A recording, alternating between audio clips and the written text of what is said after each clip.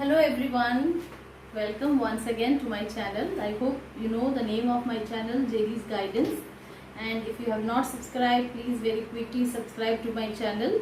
In my channel I have a variety of topics covering banking, finance, accounting and economics. So you may view my videos for any of the topic of your interest. I have this video in continuation to one of my previous videos where I have explained you the break-even point and explained you the concepts in a tabular way as well as in the form of a break-even chart. I followed the first approach as I already told you that there are three approaches. The first approach is already discussed in the last video, so I recommend you to go through the last video and then come to this video to see the second approach. Second approach is the variable with the help of variable cost line. So very quickly showing you, in the first approach we did not plot the variable cost line, but in this approach we are going to plot the variable cost line. So this is the units, these are the units, and this represents the costs as well as the sales. First thing we will do is that we will try to make a variable cost line. Suppose this is my variable cost. Okay, why it starts from 0? Because you know variable cost changes with the changes in the output. When you have not produced anything, the variable cost is 0. As you start increasing the production, you start incurring more variable cost. Your total cost can never be from 0. Your total cost will be from somewhere up. Okay, because even if you don't have the variable cost, you still have a fixed cost.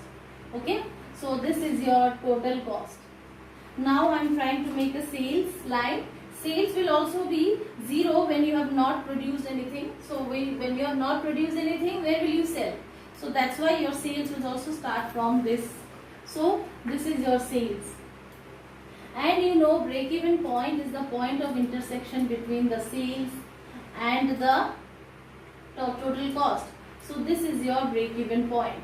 Idea is same. We want to identify break-even point, which we did in the last video also, and here also we identified the break-even point successfully. So you know that beyond this point your sales is greater than the cost, and below this point your sales is less than the cost. See, you can check it. This line is the cost line and this line is the sales line. So your sales is less than the cost. So this is your loss area, you make loss. This is your profit area, you make profit. Now what is different here? What else we can see here? You see, this is my variable cost. Okay, this is my variable cost line. Suppose I am at this point.